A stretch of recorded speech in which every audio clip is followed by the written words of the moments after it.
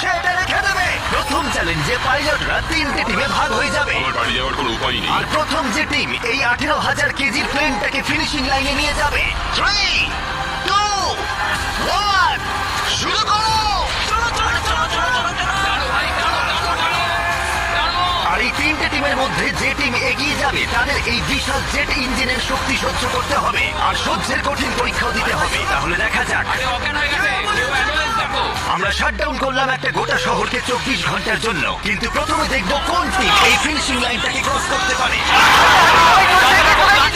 তাড়াতাড়ি! তোমরা প্রায় পৌঁছে গেছো। এক হাতে এটাকে টেনে নিয়ে যাচ্ছে। ওরা দ্রুত এগোচ্ছে।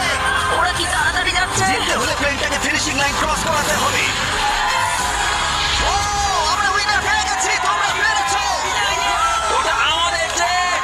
আমি এটা আমার মেয়ের জন্য করেছি। 2/3 পাইলট এই মাত্র